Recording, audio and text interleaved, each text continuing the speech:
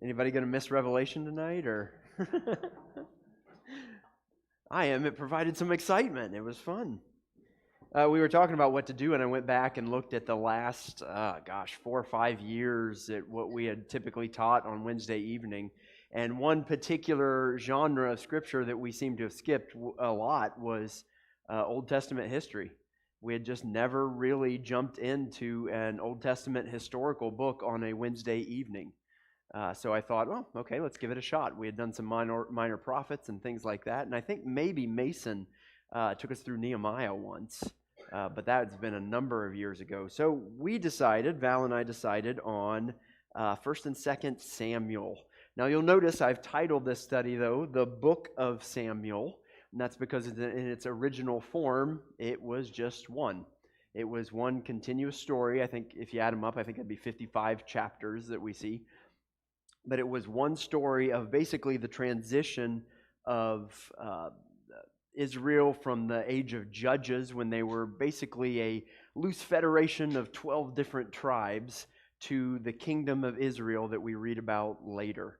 And so it is a fun part of Israel's history, and it has a lot of familiar stories for you. I'll frequently say the book of Samuel rather than 1st and 2nd Samuel, but obviously we'll be starting in 1st. When we begin to talk about the writer who wrote the book of Samuel, it's frequently been attributed to, anybody want to guess? Samuel. But if you look at Samuel's not even the main character necessarily, especially once you turn to 2nd Samuel, his name isn't even mentioned. And so we have some doubt that he wrote it all, and here's our biggest piece of doubt, if you wonder why. A little foreshadowing, 1 Samuel 25, verse 1, it says this. We don't have it? Well, I'll just read it for you. Now Samuel died. There we go. So that puts some doubt on him writing 2 Samuel. And so many scholars have had their theories as to why everything is attributed to him when clearly he did not write the second half of this book of Samuel. And even some have gone to this reference in 1 Chronicles chapter 29. If you look at verse 29 there, it says, "Now the acts of King David from first to last are written in the Chronicles of Samuel the seer, and in the Chronicles of Nathan the prophet, and in the Chronicles of Gad the seer, with accounts of all his rule and his might, and of the circumstances that came upon him, and upon Israel, and upon all the kingdoms of the countries." So there you see maybe a possible reference as to Samuel, both 1st and 2nd, as we have it, being a collection of things that somebody has compiled from quite possibly Samuel himself. And so we would still argue that, okay, most of what Samuel was able to write, he probably wrote, and that's why the book is attributed to him. And then maybe we also have stories from Nathan, and we know we have stories of Nathan as we turn into 2 Samuel. And then Gad we don't know that much about, but maybe this was a compilation of all these things. And really, as 1 Chronicles talks about David, the idea of King David there, if you had to pick a main character out of 1st and 2nd Samuel, who would it be? It's clearly David, right? It's not Samuel. Samuel does provide the transition, and Samuel is a fantastic biographical study, but David is by far the main character. That's what 1st and 2nd Samuel is about, the establishing of the kingdom with the king that God has chosen. Timeline. It's at the end of the period of Judges, like I said. Often Samuel is referred to as the last judge of Israel. And so really, I know you got Ruth before that, and Ruth is kind of in the right time there, but 1 Samuel immediately follows the period of the Judges that we read about in the book of Judges. And so then introduces the kingdom. So if you want something to hang a hook on the date, go at about 1000 BC. It's probably about 1010 BC to about maybe 970, 950 BC. Somewhere in there is when the book of Samuel is going to be taking place. Our plan for moving through this is going to be pretty fast. You know how I sometimes I just like to take in the big idea. I think sometimes when we look at leaves, we get caught up in different different details that we don't need to get caught up in. Let's see the big picture of this. So we're going to be trying to move through this this summer.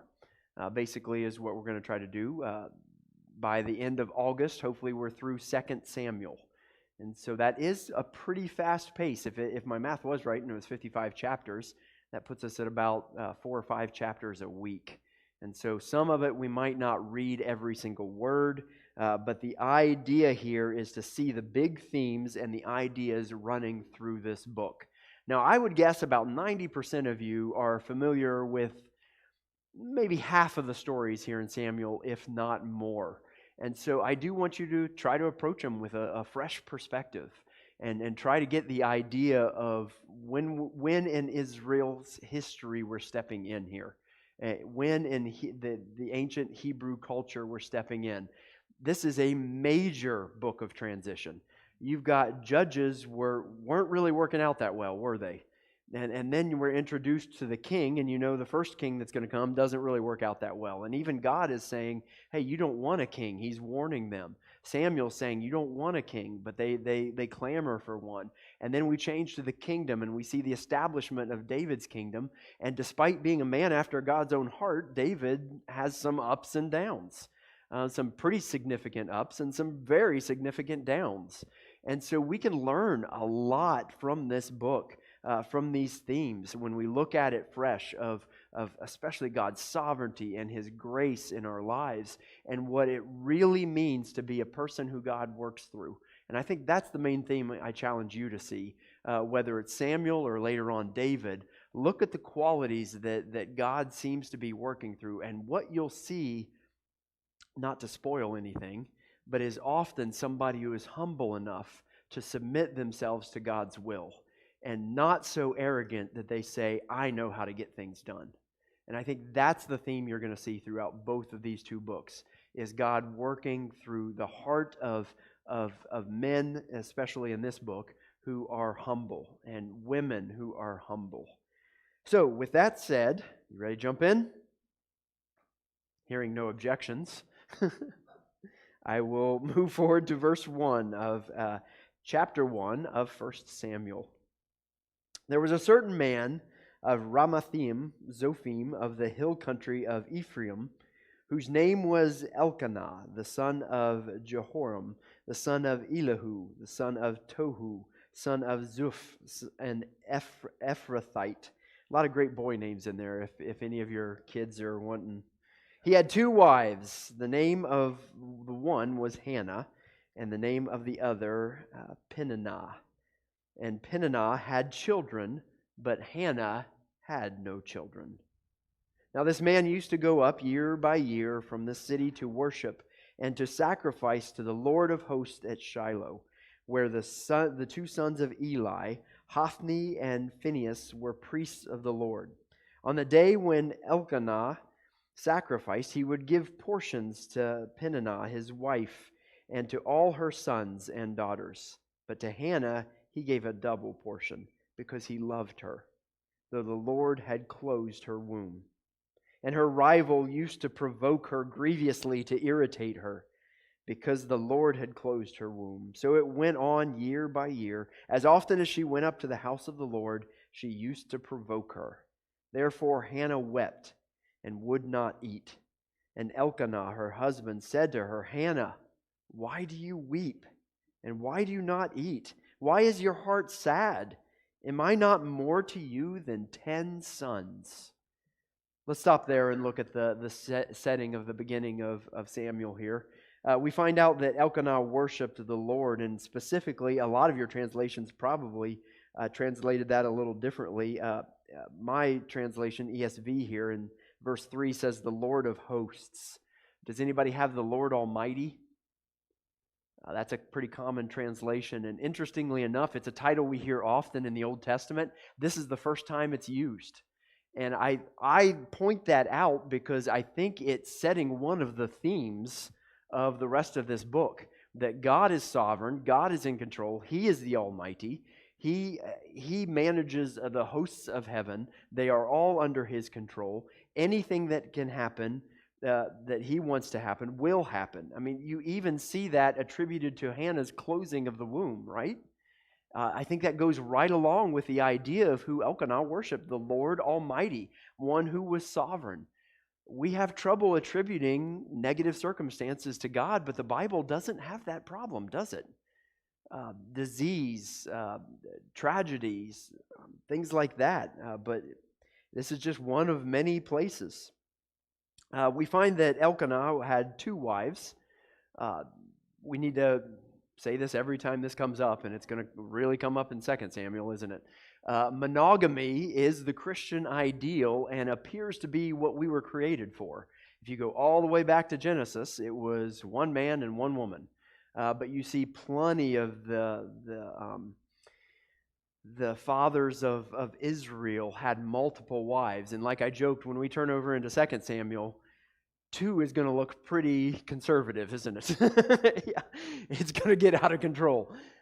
Monogamy was pretty normal in the Old Testament. It's just the guys we read about tend to be a little wealthier or have a little more powerful, especially now as we get into the kingdom. They were kings, and they would have had treaty marriages and things like that going on. And so we can lose sight that the norm, even in the Old Testament, was monogamy. And so you look in this situation, in Elkanah, there's a really good chance that Hannah was his first wife. And why did he take on a second? He wanted children. He wanted his stuff to pass to his lineage. He wanted all of his possessions. He wanted an inheritance. And so that's most likely why in this particular case you see 2 wives. And so the status, as you guys know, you've all studied the Bible, the status of women without children in this age was just devastating. I mean, they were looked on as less than. I mean, honestly, you could even say useless or worthless. If that's your role in this and you can't even do that one thing, then what are you here for? That's the common view of them. And so what kind of things do you think Peninnah was saying to Hannah on their way to worship? Ooh, that's good. Why would you even worship?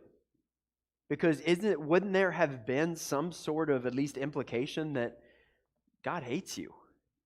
If he didn't hate you, you'd be given children. I mean, we have people that still struggle with that today. If you get cancer, then you must have done something wrong. You know, and I think that was probably the kind of stuff that Peninnah was saying to Hannah, that her rival, as Samuel calls her there.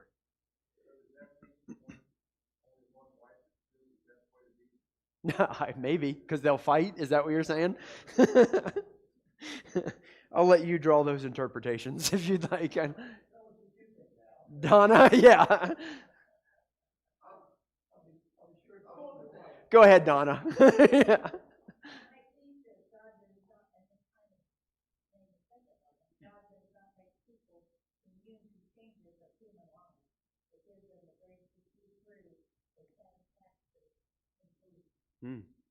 That's good. Yeah, yeah. Yep.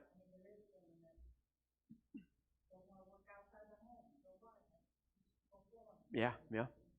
That God is at work. And I think that's something we all know what's coming, but still to see the situation that she's in and the despair even, that why doesn't God love me?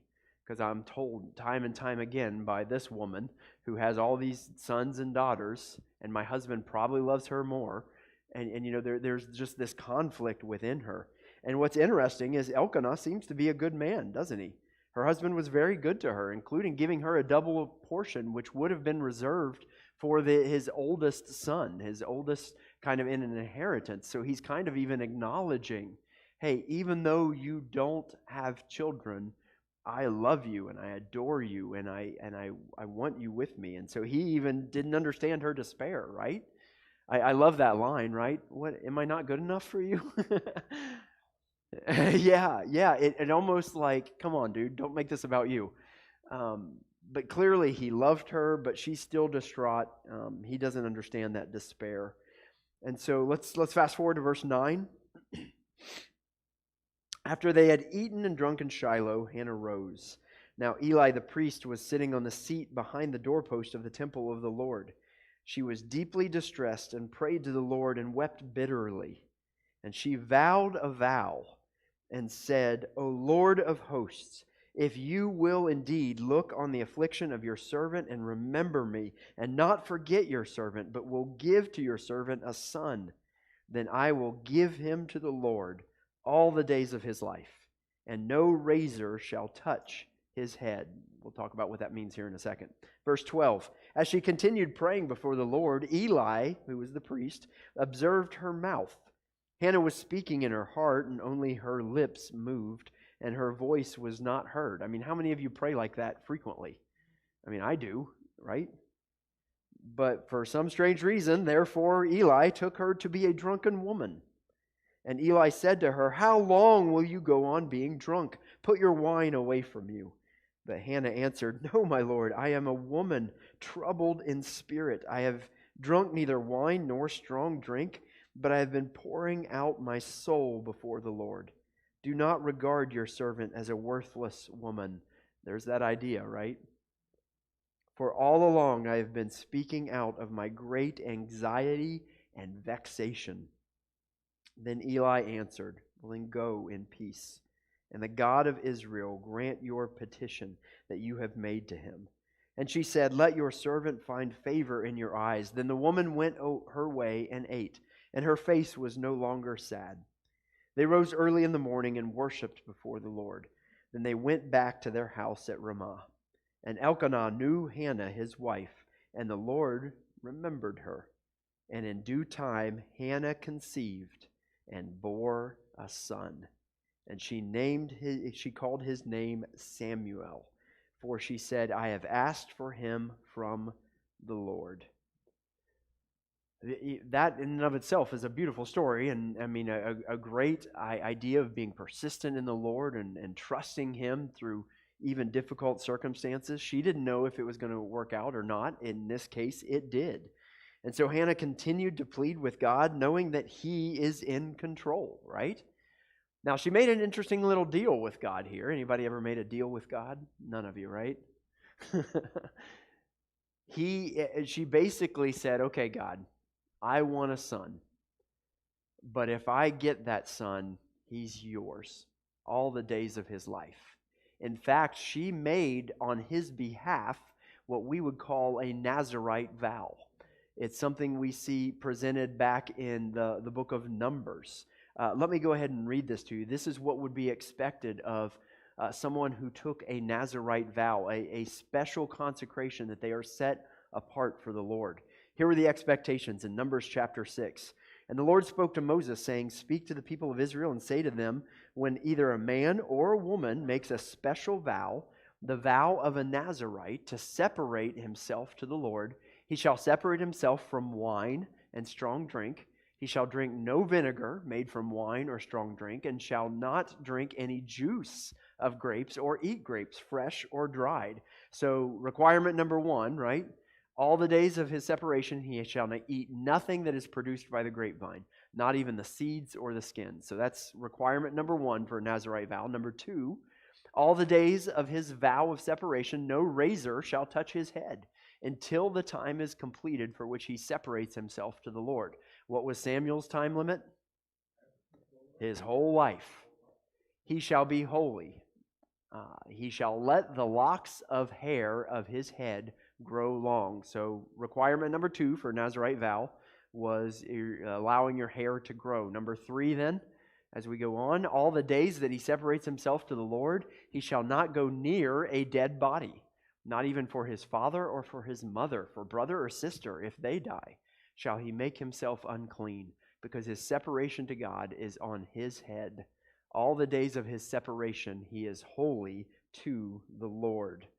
And so basically, Hannah makes a Nazirite vow on her not even existent son's behalf and says, okay, God, if you give me a son, he is completely yours all his days. he will be Nazarite. So that's why she said, no razor shall touch his head. That's basically she's saying he shall be consecrated to you and separated to you and you alone. Who else comes to mind that took a Nazarite vow? Samson is the obvious one, right? We read of his struggles with that vow. We'll say that at least. And so after making this vow, she continues to plead to the Lord, and Eli the priest even thought she was drunk. Anybody have suspicions as to why? Is it just because she's muttering without words? I've always struggled with that. I don't know why somebody whispering to God seems drunken. You think he had that problem? You think he was reading into? Okay, that's interesting. That's a good thought. Eli was probably. Oh, maybe so, and that might be part of why she says, "Don't count me a worthless woman." You're right. Yeah. Oh, that he was kind of already prejudging her just because she didn't have children, and just we do that, right? We say, okay, if this is the condition of somebody's life, then these other things must be true as well. That's good. That's a good guess. Well, she doesn't have any children, therefore God hates her, therefore she's a drunk. Maybe most people prayed out loud back then. Maybe it was just a very uncommon thing. I think it does show some humility from Hannah. She wasn't there for show. She wasn't there to put on, airs or anything. She was just there to really pour her heart out to God.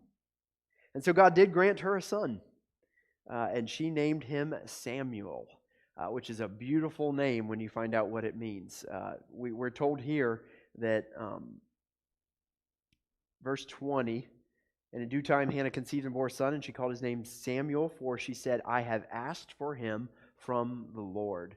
Now, depending on the derivation of where this Hebrew name came from, it can mean a couple of different things, but the one I like is the second option, and most of the scholars I read like it too, and it's the idea of heard by God, that God heard my request.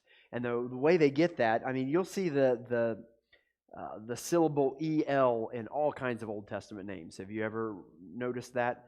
And so that'd be short for Elohim, which would mean God. So Daniel, Mishael, there's all kinds of names with that El in them. So Samuel is one of them. That's God. And then that first part, they think it may have come from Shema. The Shema is a word that you know because we have Deuteronomy chapter 6, right? 5? Help me, somebody. Shema, 5 or 6 is that introduction of the Hear, O Israel, the Lord is your God. So that hear idea. So Shemael, Samuel is how we get that into English. So it really is a beautiful name with this idea that God heard my request. And so Hannah kept her promise as we go on. Verse 21. The man Elkanah and all his house went up to offer to the Lord the yearly sacrifice and to pay his vow. But Hannah did not go up, for she said to her husband, as soon as the child is weaned, I will bring him, so that he may appear in the presence of the Lord and dwell there forever. Elkanah, her husband, said to her, do what seems best to you. Wait till you have weaned him, only may the Lord establish his word. So the woman remained and nursed her son until she weaned him. And when she had weaned him, she took him up with her, along with a 3-year-old bull, an ephah of flour, and a skin of wine. And she brought him to the house of the Lord at Shiloh. And the child was young. Then they slaughtered the bull, and they brought the child to Eli. And she said, O my Lord, as you live, my Lord, I am the woman who is standing here in your presence, praying to the Lord. For this child I prayed, and the Lord has granted me my petition that I made to him. Therefore I have lent him to the Lord. As long as he lives, he is lent to the Lord. And he worshiped the Lord there. Just an incredible scene.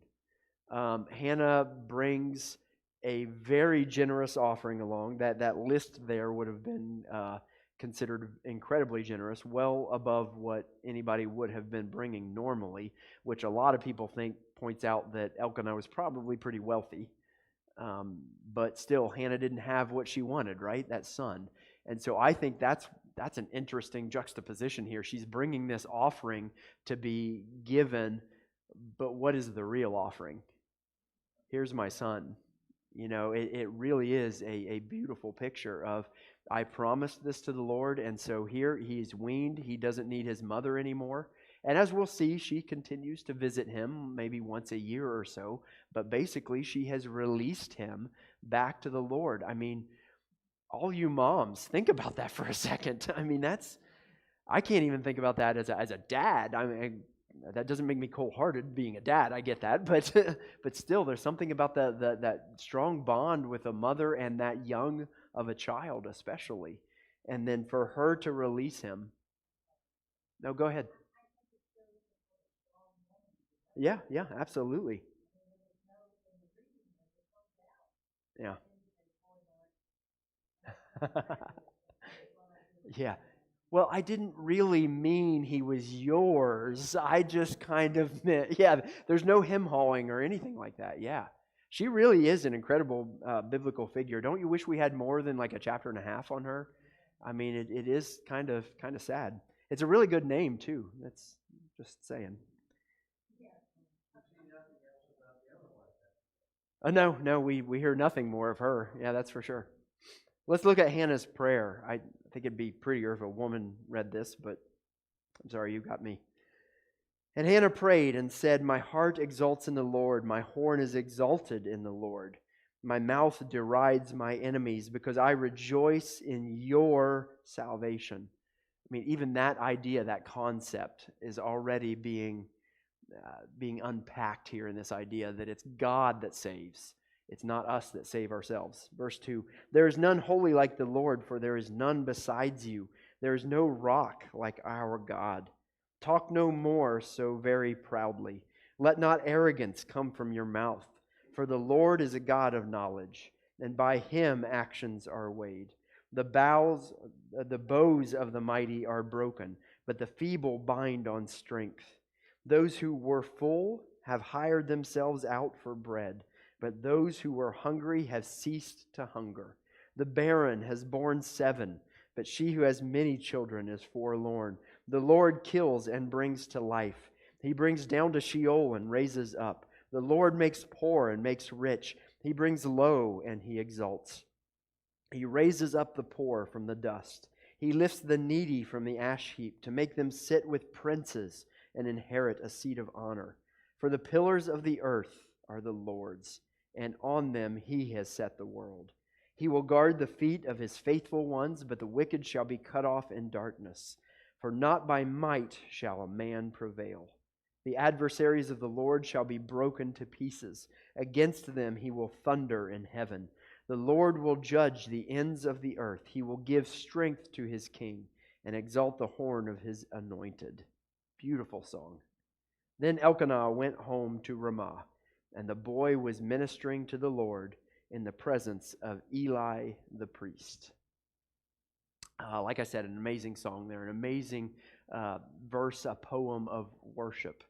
The main meaning from that, the repeated refrain that you see, is that it is the Lord that changes the circumstances of people. Again, this points back to this idea of the Lord Almighty, that name that is given here in Samuel, that he is the one in control. It's just a pretty picture of whatever opposites you can think of. The poor, God is making rich, and he makes the rich poor. Those who have children, are forlorn, but those who do not rejoice.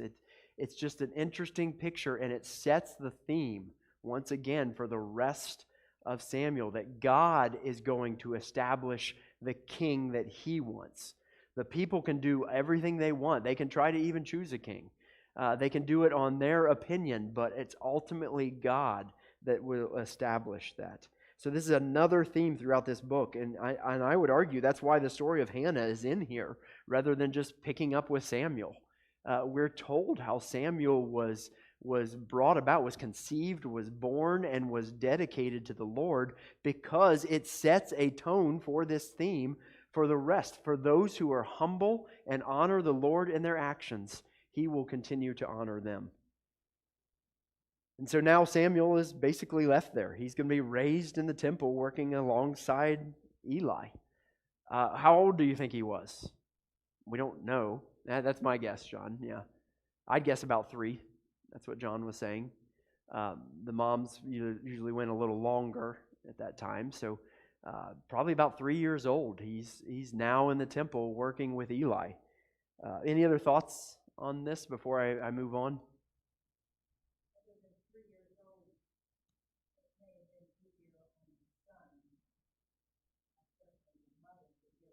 Yeah. Yep. At 3, yeah, he would have been able to see Eli almost as a father, right? And Eli certainly was a father figure to him, which it's good Samuel was there because we know the other part of the story now, right? Eli's biological kids weren't the greatest. Let's go on in verse 12 of chapter 2. Now the sons of Eli were worthless men. There you go. They did not know the Lord. That's an important statement we'll come back to. The custom of the priest with the people was that when any man offered sacrifice, the priest's servant would come while the meat was boiling with a 3-pronged fork in his hand, and he would thrust it into the pan or kettle or cauldron or pot. All that the fork brought up, the priest would take for himself. This is what they did at Shiloh to all the Israelites who came there. Moreover, before the fat was burned, the priest's servant would come and say to the man who was sacrificing, "Give meat for the priest to roast, for he will not accept boiled meat from you, but only raw." And if the man said to him, "Let them burn the fat first, and then take as much as you wish," he would say, "No, you must give it now, and if not, I will take it by force." Thus the sin of the young men was very great in the sight of the Lord, for the men treated the offering of the Lord with contempt. Samuel, however, was ministering before the Lord, a boy clothed with a linen ephod. And his mother used to make for him a little robe and take it to him each year when she went up with her husband to offer the yearly sacrifice.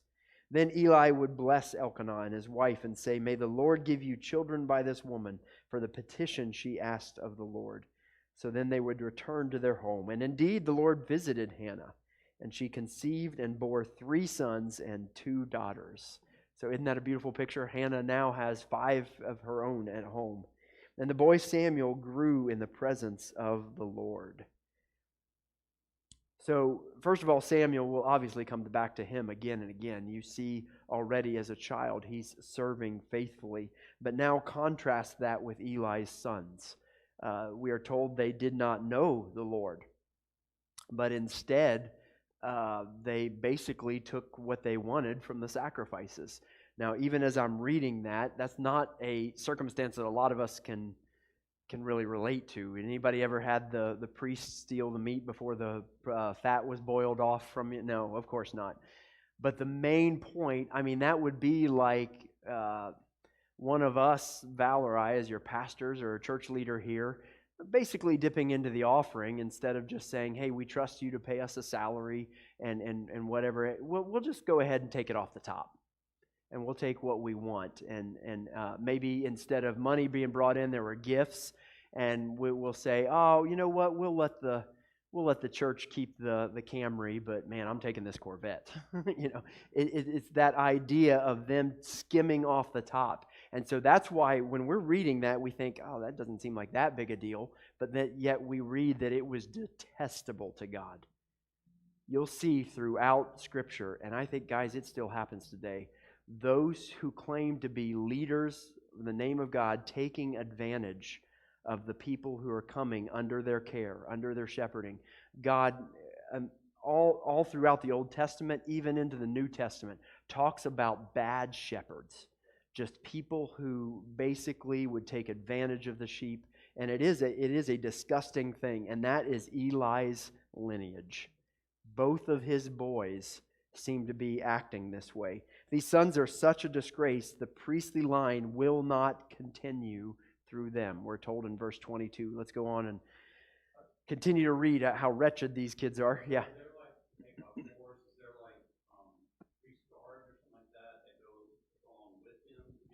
I don't know. Maybe they were just muscle bound. That's a good. I'd say how do you take it by force? I think they just basically use their.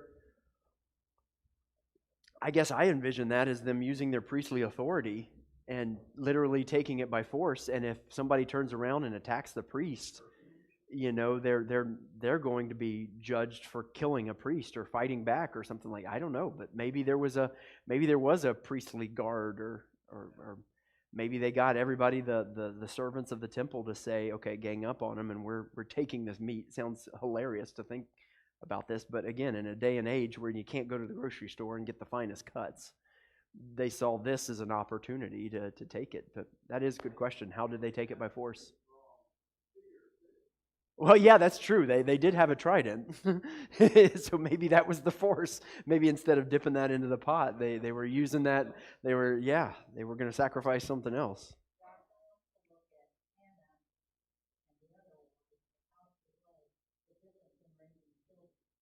Yeah. Yep. Yep. Yep. The way Hannah raised even this young son, and what ended up God continued to bless her. Verse 22, now Eli was very old, and he kept hearing all that his sons were doing to all of Israel, and how they lay with the women who were serving at the entrance to the tent of meeting. And he said to them, pastors don't do that these days, right? You see a lot of similarities in the fall of men of God here, for sure. Verse 23, and he said to them, why do you do such things? For I hear of your evil dealings from all these people. No, my sons, it is no good report that I hear the people of the Lord spreading abroad. If someone sins against a man, God will mediate for him. But if someone sins against the Lord, who can intercede for him? That is an interesting question given light of what comes in the New Testament in Christ, right? Again, don't miss that foreshadowing there. If someone sins against the Lord, who can intercede for him? We're hopeless if we sin against the Lord. But they would not listen to the voice of their father, for it was the will of the Lord to put them to death. Now the boy Samuel continued to grow. Again, we get a contrast here, both in stature and in favor with the Lord and also with man. And there came a man of God to Eli and said, thus says the Lord, did I indeed reveal myself to the house of your father when they were in Egypt, subject to the house of Pharaoh? Did I choose him out of all the tribes of Israel to be my priest, to go up to my altar, to burn incense, to wear an ephod before me? I gave to the house of your father all my offerings by fire from the people of Israel. Why then do you scorn my sacrifices and my offerings that I commanded for my dwelling, and honor your sons above me by fattening yourselves on the choicest parts of every offering of my people Israel? Therefore, the Lord, the God of Israel, declares, I promised that your house and the house of your father should go in and out before me forever. But now the Lord declares, far be it from me, for those who honor me I will honor, and those who despise me shall be lightly esteemed. Behold, the days are coming when I will cut off your strength and the strength of your father's house, so that there will not be an old man in your house. Then in distress you will look with envious eye on all the prosperity that shall be bestowed on Israel, and there shall that shall be bestowed on Israel, and there shall not be an old man in your house forever. The only one of you whom I shall not cut off from my altar shall be spared to weep his eyes out, to grieve his heart. And all the descendants of your house shall die by the sword of men. And this that shall come upon your two sons, Hophni and Phinehas, shall be the sign to you. Both of them shall die on the same day. And I will raise up for myself a faithful priest, who shall do according to what is in my heart and in my mind. And I will build him a sure house, and he shall go in and out before my anointed forever. And everyone who is left in your house shall come to implore him for a piece of silver or a loaf of bread, and shall say, please put me in one of the priest's places, that I may eat a morsel of bread. Got on God's bad side, didn't he? I think it is interesting that if you find out why did Eli's sons end up the way they were, what did God say? Did you catch that? Whose fault was it? Eli is held responsible for the actions of his sons. I think even when you see that report, he basically comes back to him and goes, okay, guys, I know boys will be boys, but just stop, okay? Everybody's talking about it, and it's not a good report. So please just stop. Never was it, how dare you injure the holiness of who God is and the role that you've been given. They were never held accountable. He just kept coming back to him and saying, okay, guys, people are talking. Let's simmer down now. And so you see this idea here that I think is still something we can apply today, right? Eli basically chose his sons over God. When it came time, he placated his children. And as a result, spare the rod, spoil the child, right? And that's what ends up happening. And so he will be replaced as the one God is working through. Instead, now God is going to use Samuel in a mighty way. And so let's quickly look at the calling of Samuel. But first, any comments on that, the curse of Eli there? Mm-hmm. He really did, and just let them do what they wanted to do. And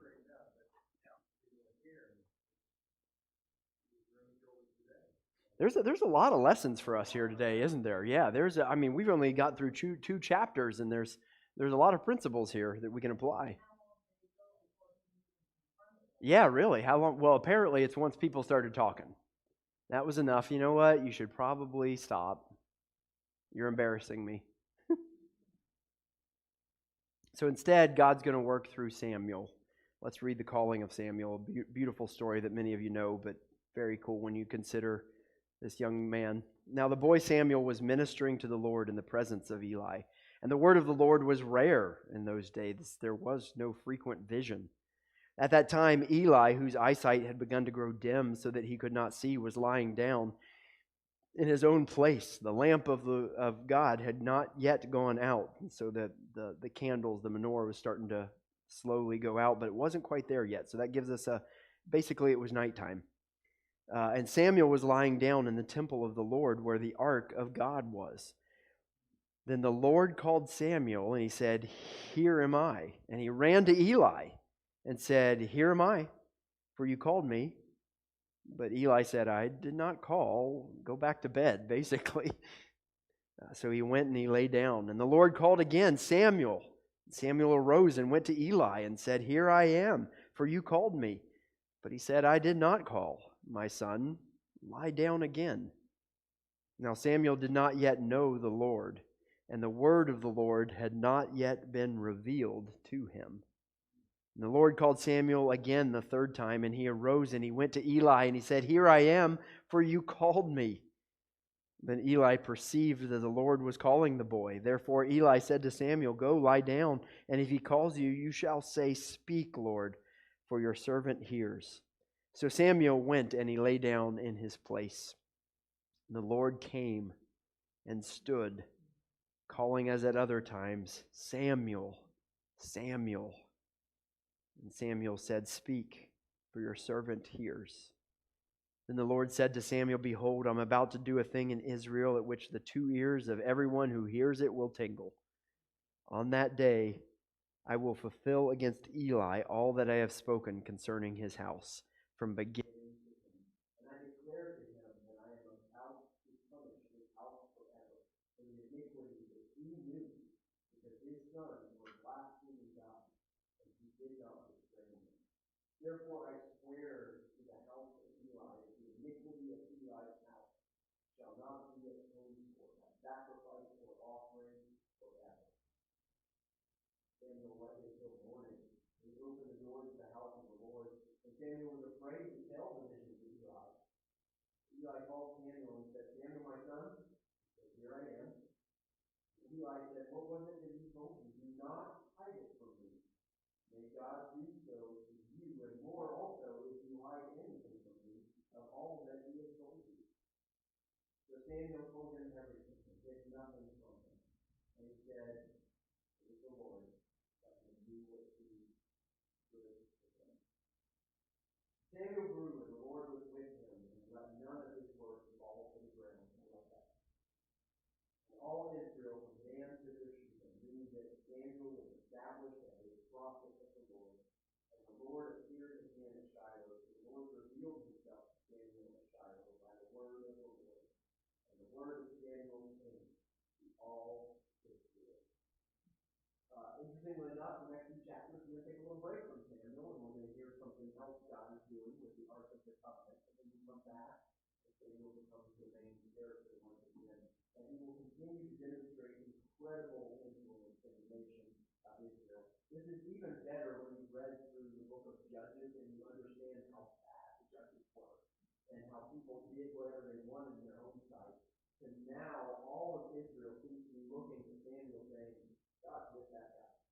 And again, if you look, is it because of the arrogance of Samuel or his pride or his pedigree? No, it's none of the above. It's his humility. It's his willingness to lay his life before God.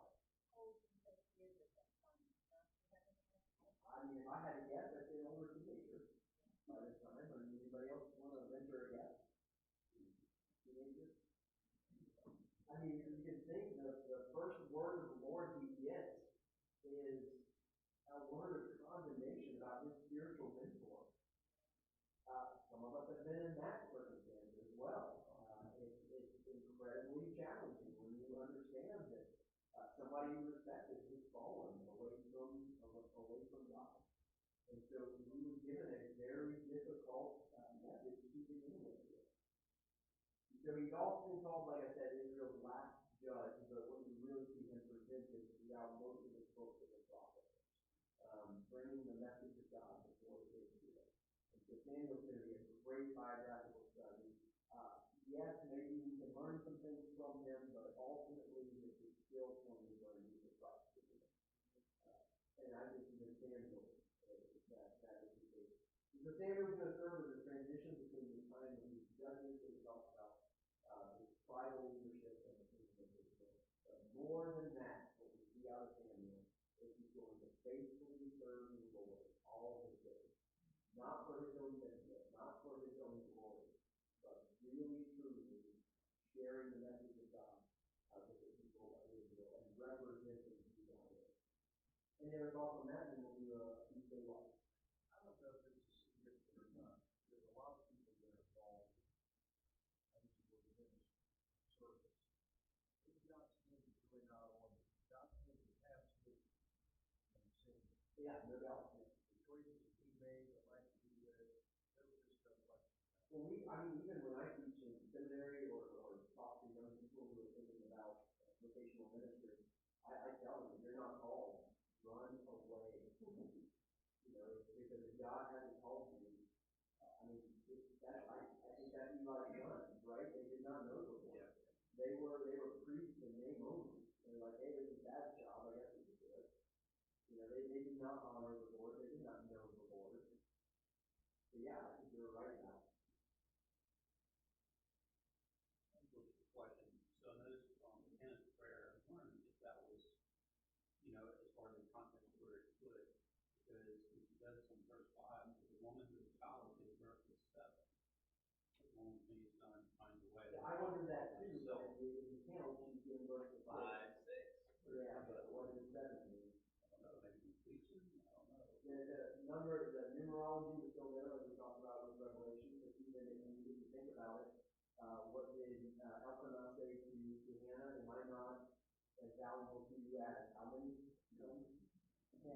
That same idea, 10 to 7, as with that idea of completion. Yeah. But yeah, it makes you wonder, did she have one more that we didn't know about, or because she number 7 and Yeah, or just like in where it's placed in the book. oh yeah, it is interesting. Good question.